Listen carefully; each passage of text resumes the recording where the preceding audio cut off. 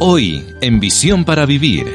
Si usted discipula a una persona, si usted es una persona que ve potencial en otros, ayude a esa persona.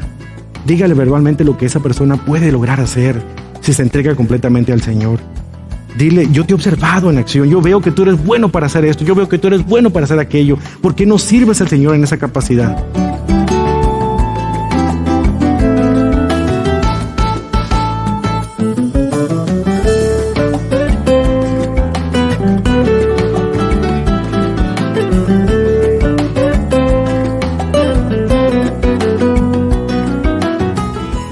¿Cuándo fue la última vez que se sintió aceptado por alguien? O mejor aún, ¿cuándo fue aquella última vez que usted afirmó a su prójimo, a su pareja, a sus hijos? Bienvenido a Visión para Vivir. Hoy el pastor Carlos Azazueta hablará acerca de la contribución que cada uno de nosotros tenemos dentro del cuerpo de Cristo. En el pasaje de hoy, vemos que el apóstol Pablo fue aceptado por los líderes de Jerusalén y que su mensaje, sus dones y habilidades fueron afirmadas por quienes eran considerados las columnas de la iglesia. Pero antes de iniciar el estudio de hoy, escuchemos esta pequeña introducción a cargo del pastor Carlos. Hace algunos años, una cantante americana escribió una canción que tocó la fibra más sensible de todos los que la escuchaban. Les voy a leer parte de la letra de esa canción. Prometo no cantársela, solamente leer la letra. Lloré una lágrima y tú la secaste. Estaba confundida, me aclaraste en mi mente. Vendí mi alma, tú me la regresaste y me sostuviste y me diste mi dignidad. De alguna manera me necesitabas. Me diste fuerzas para pararme de nuevo y enfrentar el mundo sola de nuevo. Me pusiste en alto, en un pedestal, tan alto que casi alcanzo a tocar la eternidad. Me necesitabas, me necesitabas. No puedo creer que seas tú. Y no puedo creer que sea verdad. Te necesitaba y tú estuviste allí. Y nunca me iré. ¿Por qué he de irme? Sería una tonta, porque al final encontré a alguien que realmente me valora por lo que soy. Hermosas palabras, ¿no cree? Casi todos hemos tenido a alguien en nuestras vidas que nos ha ayudado a poner los pedazos de nuestras vidas fragmentadas y unirlas de nuevo. Nos renovaron, nos fortalecieron, nos cuidaron y creyeron en nosotros. Estas personas que nos alentaron pudieron ser creyentes que nos demostraron lo que es ser verdaderamente cristianos, al aceptarnos por lo que somos y tal como somos, y afirmando lo que podemos llegar a ser. Nos hicieron saber que no solo somos necesitados, pero también deseados. Qué valioso fue la ayuda de ellos. Qué recuerdos tan preciosos tenemos de aquellas personas. Déjeme preguntarle algo. ¿Hace cuánto se ha puesto a pensar usted en lo que ellos hicieron en su vida? Aquellas personas que dedicaron tiempo para recordarle que usted es valioso para Dios. En este mensaje usted recordará y será retado a llegar a ser una persona que puede ser capaz de animar y de motivar a los demás. Sin más por el momento, acompáñenos a meditar y considerar el valor de aceptar y afirmar a las personas que nos rodean con el mensaje titulado Un evangelio digno de aceptar y afirmar. Grande, grande, Señor, es tu fidelidad. Podemos sentirla donde quiera que estemos, Señor. No hay nada que nosotros podamos estar atravesando en este momento en el cual, Señor, tú no te mantengas fiel a nuestras vidas. Eres fiel, pero eres fiel a tu nombre. Eres fiel a tu propia reputación. Eres fiel al Dios que eres, Padre. Y por esa fidelidad que le tienes precisamente a tu nombre, Padre, es que tú nos amas a nosotros incondicionalmente, aunque muchas veces nosotros seamos infieles a ti. Queremos agradecerte, Padre, porque esa fidelidad nos ha alcanzado. Has sido paciente, has sido fiel y has permitido que hayamos conocido a aquel que nos ha hecho y a aquel que nos ha formado y a aquel que nos ha salvado. Y ahora estamos aquí para agradecerte lo que significa para nosotros tu fidelidad. Señor, toma ahora nuestra mente y permite que podamos al estudiar tu palabra, reconocer esa libertad que tenemos gracias a esa fidelidad. Tu gracia ha sido derramada en este lugar, ha sido derramada en nuestras vidas y por ella experimentamos también una libertad grandiosa en Cristo. No permitas que nada pueda destruir esa libertad que tenemos en Él. No permitas que el legalismo haga presa fácil de nosotros y podamos nosotros vivir una vida cristiana siempre, Señor, cojeando de una pierna, pensando que el peso es tan grande que no podemos llevarlo. Ayúdanos a experimentar esa libertad y jamás abusar de ella. Ayúdanos a comprender, Padre, que Tú nos has llamado a ser libres y la verdad es la que nos hace libres. Permite pues que Tu verdad en este momento sea la que se apodere de nuestras mentes y nos ayude a comprender, Padre, lo que significa esta libertad en Cristo. En el precioso nombre de Cristo Te lo pedimos todo. Amén. Hermanos, recientemente escuché una historia muy interesante que quiero que usted la escuche y piense un poquito en su propia situación. Una niña llamada María creció con un problema en su boca. Ella tenía lo que era el paladar hendido y por consiguiente algunas partes en su boca no estaban cerrando bien y tenía problemas para comunicarse, para hablar. Ella era diferente a los demás niños en la escuela y eso era algo que ella odiaba, porque ella quería ser aceptada como las demás personas, pero había algunos niños crueles que se burlaban de su condición física y hacían bromas y se reían a sus espaldas y eso la hacía sentir muy mal. Ella pensó que no había nadie después de sus padres que realmente quisiera en serio a esta niña, hasta que conoció a su maestra, la maestra Pérez, quien era la nueva maestra que ellos tenían en ese año escolar. Y era común que en este tiempo, en 1950 más o menos, en todas las escuelas se hiciera un examen de audición a todos los estudiantes, simplemente para asegurarse que ellos no tenían algún problema que les permitiera a ellos aprender. Así es que este examen consistía en que hacían al niño caminar por el pasillo hasta la entrada del salón de clases, lo hacían que se volteara de lado y que tapara uno de sus oídos con su dedo y la maestra iba a decir algo en voz baja. Y después el niño o la niña tenía que repetir lo que había dicho la maestra. Cuando María tenía que hacer ese examen, ella también tenía un problema de oído. Había un oído que no le servía muy bien, pero no podía ella exhibirse a sí misma con otro defecto que le hiciera más diferente, así que trató de hacer trampa y en lugar de taparse el oído que tenía bueno, se tapó el oído que tenía malo y puso el oído para poder escuchar lo que la maestra decía. Ella pensaba que aunque estuviera a distancia, podía adivinar lo que la maestra iba a decir, porque todos los demás maestros lo que decían era, el cielo es azul, o ¿de qué color tienen los zapatos? Así es que ella había memorizado algunas de las posibles preguntas, pero lo que nunca imaginó fue escuchar a la maestra decir en voz baja, María, ojalá que tú fueras mi hija. Cambió su vida. Y déjenme decirles algo a ustedes que son padres de familia. ¿Cómo me gustaría de alguna manera que ustedes pudieran comprender el significado de lo que es comunicar palabras de afirmación a sus hijos? Si una maestra puede hacer que el corazón de una niña o de un niño se derrita de esta manera, imagínense lo que puede hacer las palabras de un padre o de una madre que le digan a su hijo que los aman incondicionalmente, tal como son, los aceptan así. Palabras de afirmación. Bueno, ¿qué tiene que ver las palabras de afirmación con el estudio que tenemos en la carta a los Gálatas? Mucho. Porque en este punto en el que iniciamos el capítulo 2 de la carta a los Gálatas, vemos que Pablo necesitaba muchísimo las palabras de afirmación de los otros apóstoles que estaban en Jerusalén. No porque él tuviera dudas con respecto a lo que él había creído, sino porque realmente necesitaba que los demás apóstoles se pusieran firmes en la defensa del verdadero evangelio. Él estaba ya cansado que los críticos que tenía, que los judaizantes, esta secta de los judíos, que había infiltrado tantas enseñanzas que alejaban completamente de la realidad del evangelio que había enseñado él a los cristianos y que él había aprendido precisamente del Señor Jesucristo, estaba cansado que lo que él sembraba, los otros llegaran y lo arrancaran con sus palabras. Por eso necesitaba palabras de afirmación. Las necesitaba porque quería de una vez por todas acabar con este problema. Usted recordará, por ejemplo, que Pablo tenía un pasado muy dudoso.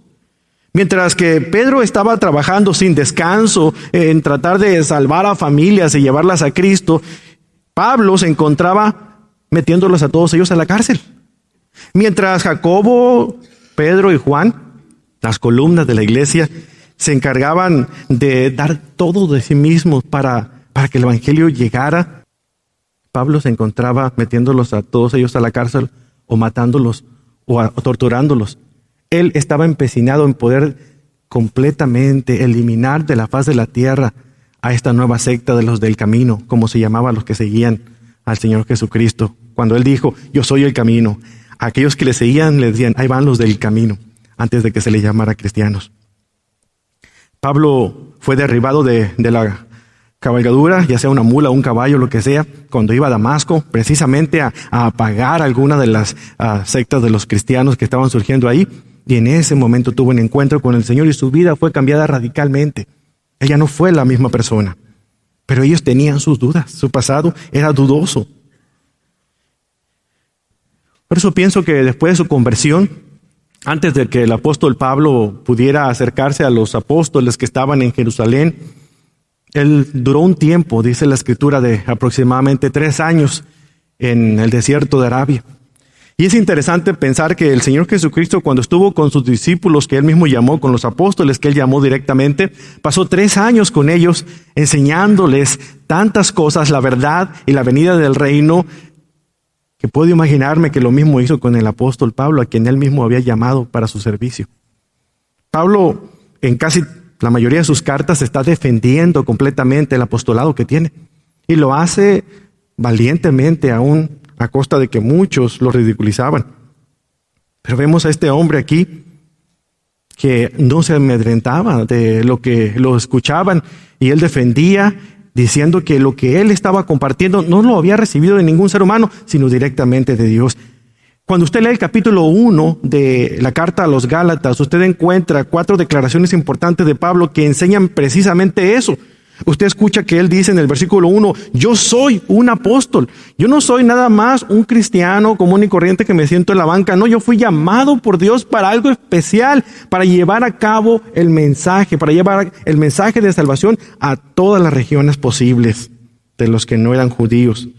Luego en el versículo 6, otra declaración dice, estoy maravillado.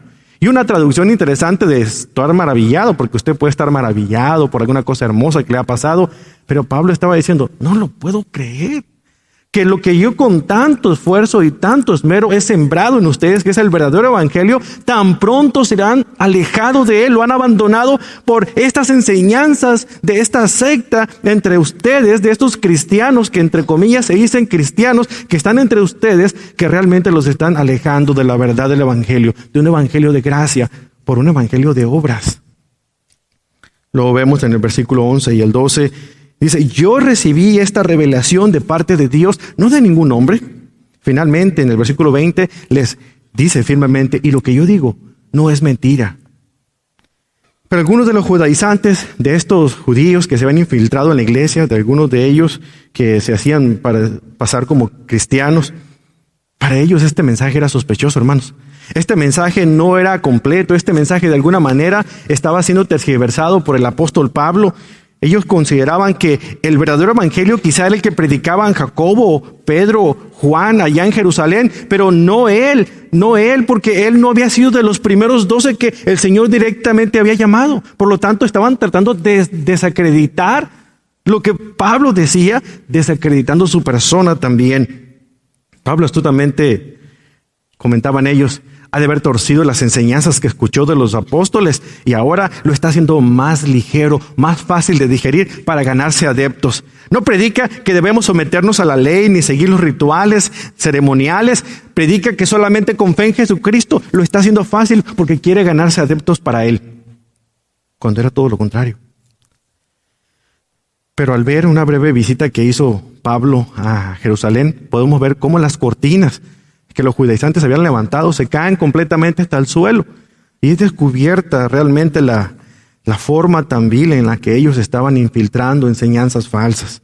Y quiero guiarlos a ustedes aquí al segundo capítulo de la carta de Pablo a los Gálatas, por favor. Aquí en este capítulo 2 comenzamos viendo cómo Pablo dice que fue a Jerusalén y los hombres que estaban liderando la iglesia de Jerusalén le dieron el respaldo completo a él. Pero es bien importante esta afirmación porque Pablo describe en los siguientes 10 versículos del capítulo 2 la forma en la cual esa afirmación iba a ser contundente para que de una vez por todas este grupo de personas dejaran de estar molestando y de siendo obstáculo para el evangelio. Así que Pablo cubre 2 ángulos aquí en estos 10 versículos. El primero es que demuestra que su evangelio no provino de ningún ser humano. El segundo es que ese evangelio es el mismo que predican los apóstoles que viven en Jerusalén. No es otro, porque ellos estaban argumentando, bueno, Pablo está hablando de un evangelio. Como él no tiene relación con los apóstoles que están en Jerusalén, lo más seguro es que él predique otro evangelio. O sea, tenemos 2 evangelios. Y quizá estos hombres decían a los cristianos en Galacia, ¿cuál evangelio ustedes escogen? ¿El que predican los 12 apóstoles que llamó el Señor Jesucristo y que vemos que ellos predican con tanto denuedo? ¿O el que predica este hombre que no sabemos quién lo llamó a liderar, no sabemos quién lo llamó a predicar? Ese está predicando un evangelio distinto. Hay 2 evangelios, ¿cuál escogen? Obviamente muchos de los cristianos decían, no, pues, ¿cómo vamos a fallarle? O sea, a quienes confiamos es a aquellos que el Señor mismo llamó para servirle. Por eso Pablo sigue escribiendo, y aquí en el capítulo 2 vemos esto. Vemos de qué manera él considera necesario ir a presentarse ante los apóstoles en Jerusalén para de una vez por todas dejar arreglado este asunto. Y vamos a dividir estos 10 versículos en 4 partes fundamentales. Primeramente vamos a hablar de la visita de Pablo a Jerusalén y los compañeros que llevaba. También vamos a hablar del mensaje, en segundo lugar. En tercer lugar, vamos a conocer a estos críticos que lo siguieron hasta allá. Y finalmente, vamos a ver la aceptación de Pablo y de su mensaje. Veamos un poquito acerca de sus acompañantes. Versículo 1, capítulo 2, dice, entonces, después de 14 años, subí otra vez a Jerusalén con Bernabé, llevando también a Tito. Esto es el escenario. Esto es el trasfondo para poder enseñar Pablo algo muy importante para nosotros aquí. Si usted se da cuenta, cuando Pablo tuvo su encuentro personal con el Señor Jesucristo, él primeramente se acercó a Antioquía, ahí lo encontró un hombre llamado Bernabé y le confirmó pues su llamamiento y estuvo con él por un tiempo, pero inmediatamente después él decidió pasar un tiempo, fue guiado por el Señor a Arabia y ahí pasó cerca de 3 años. Justo cuando él terminó esos 3 años y regresa nuevamente, hace una visita muy breve a Jerusalén que solamente duró 15 días. Si usted lee Gálatas capítulo 1, usted se va a dar cuenta de eso. En Gálatas capítulo 1, versículo 21, dice, después fui a las regiones de Siria y de Sicilia, pero todavía no era conocido en persona en las iglesias de Judea que eran en Cristo, sino que solo oían decir, el que en otro tiempo nos perseguía, ahora predica la fe que en un tiempo quería destruir, y glorificaban a Dios por causa de mí. Cuando él pasa su tiempo en el desierto y regresa allá a Siria, pasaron 14 años y él no estaba con los brazos cruzados, estaba ministrando de alguna manera particular en varias regiones de donde estaba precisamente él siendo de origen, de Tarso, Cilicia, Tarso está en Cilicia, y toda esa región él comenzaba a propagar el evangelio, compartirlo, comunicarlo en ese sitio. Pero al inicio, aquí en el capítulo 2, vemos cómo Pablo está diciendo de que después de 14 años hace su segunda visita a Jerusalén. Recibió la salvación, pasó 3 años en Arabia, regresó a Antioquía, 14 años más tarde regresa a Jerusalén y no pasó mucho tiempo ahí. Es obvio que fue a recibir un mensaje, decían algunos. Es obvio que fue a recibir enseñanza, a lo mejor anda mal comunicando lo que no debe, fue a Jerusalén a recibir la enseñanza verdadera, pero no fue así. Si usted lee, por ejemplo, aquí en el inicio del capítulo 1 dice, entonces después de 14 años subí otra vez a Jerusalén con Bernabé, llevando también a Tito. Y no dice que fue precisamente para corroborar algo o para corregir algún error. Claramente vemos que dice aquí, subí por causa de una revelación. Vamos a hablar un poquito acerca de sus acompañantes. Van 2 personas con él. Menciona a Bernabé y menciona aquí a Tito. A Tito, lo único que sabemos de él es precisamente lo que aparece en el libro de los Hechos, pero también hay una carta en el Nuevo Testamento que lleva su nombre. Pablo escribe una carta a Tito. Es todo lo que sabemos de él. También sabemos que él era una persona que no era judía, por lo tanto no era circuncidado, era una persona que poco era conocida entre los hermanos. A la otra persona que menciona aquí es a Bernabé. De Bernabé encontramos bastante información en el libro de los Hechos. Vemos que era un judío, era un levita, era circuncidado, era un hombre de Dios conocido y respetado. Y lo que sabemos de él, lo podemos leer aquí en Hechos, es que él era un hombre bueno, era un hombre compasivo. De hecho, el nombre Bernabé significa hijo de consolación, hijo que da ánimos. Veamos qué dice Hechos 11, por ejemplo, acerca de Bernabé. Hechos 11, versículo 19, nos dice algo interesante con respecto a este hombre. Dice, ahora bien, los que habían sido esparcidos a causa de la persecución que sobrevino cuando la muerte de Esteban, llegaron hasta Fenicia, Chipre y Antioquía, no hablando la palabra a nadie, sino a los judíos. Pero había algunos de ellos, hombres de Chipre y de Cirene, los cuales al llegar a Antioquía hablaban también a los griegos, predicando al Señor Jesús. Y la mano del Señor estaba con ellos, y gran número creyó y se convirtió al Señor. Y la noticia de esto llegó a oídos de la iglesia de Jerusalén, y enviaron a Bernabé a Antioquía, el cual, cuando vino y vio la gracia de Dios, se regocijó y animaba a todos para que con corazón firme permanecieran fieles al Señor. 24, dice, porque era un hombre bueno y lleno del Espíritu Santo y de fe, y grandes multitudes fueron agregadas al Señor. Por alguna razón, aquellos que estaban en la persecución llegaron a esta región y compartieron el evangelio no solamente a los judíos, sino también a los griegos. Pero muchos de los gentiles, o sea, los griegos, comenzaron a creer en el Señor Jesucristo. Y el crecimiento de esa comunidad de creyentes fue tal grado de que en poco tiempo rebasó a la propia congregación de Jerusalén. Entonces, algo estaba ocurriendo ahí, y los apóstoles y líderes de la iglesia de Jerusalén enviaron a Bernabé como representante de la iglesia para ver qué era lo que estaba pasando allá. Cuando llega Bernabé, encuentra todo este gran movimiento y este gran crecimiento de esa nueva iglesia que está siendo sembrada en esa región. Y él agradece a Dios por todo lo que ve. A él no le importaba si eran judíos o si eran griegos, simplemente que Cristo fuera predicado y que de alguna otra manera la gente estuviera viniendo a los pies de Cristo. Era lo único que podía él ver, y glorificaba a Dios por estas cosas. Y me llama la atención que todavía Lucas, el escritor del libro de los Hechos, ponga un poquito aquí acerca de la personalidad de Bernabé, diciendo que era un hombre bueno, era un hombre temeroso del Señor.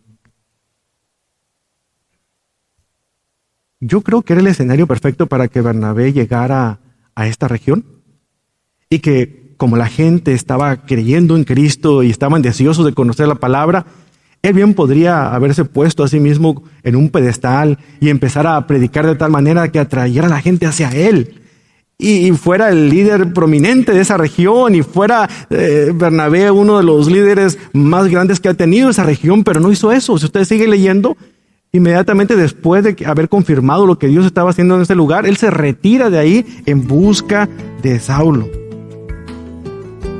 Versículo 25. Él tenía algo que hacer, él tenía un compromiso, había escuchado hablar de él quería ir a su encuentro.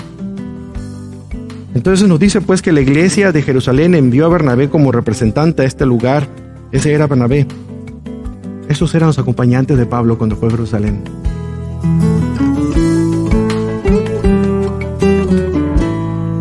La aceptación y la afirmación son partes indispensables dentro de cualquier relación interpersonal. Usted está escuchando a Visión para Vivir con el pastor Carlos A. Zazueta y el mensaje, un evangelio digno de aceptar y afirmar, el cual forma parte de nuestro estudio del libro de Gálatas. Por cierto, puede escuchar este o cualquier otro mensaje en la aplicación móvil del ministerio. ¿Cómo es posible sobrevivir en una sociedad supersticiosa la cual pretende explicar lo inexplicable? Para responderle, Visión para Vivir tiene para usted el libro del pastor Charles Swindoll titulado Abraham, la increíble jornada de fe de un nómada. En este libro usted podrá conocer por qué la fe de Abraham le fue contada por justicia, aun cuando vivió en una sociedad adversa, y cómo usted puede aplicar la fe en Dios de forma diaria.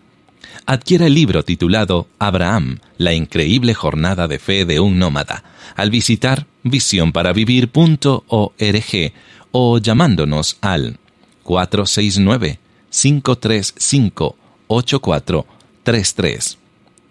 Finalmente, le queremos agradecer por su apoyo, sin el cual nos sería imposible traerle la palabra de Dios por este medio. Y le queremos invitar a que se una a nuestro esfuerzo de continuar llevando enseñanza bíblica práctica, o también nos puede llamar al 469-535-8433 y preguntar cómo su ayuda económica se está poniendo en práctica. Y claro, que también nos puede enviar su contribución a esta dirección postal. Visión para Vivir, P.O. Box 1817, Frisco, Texas 75034. También nos puede visitar en visionparavivir.org para donar a través de este medio, y si vive en los Estados Unidos, también puede donar a través de la aplicación móvil de este ministerio.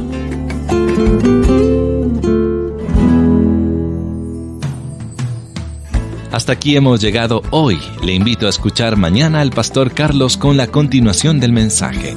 Un evangelio digno de aceptar y afirmar. No se lo pierda.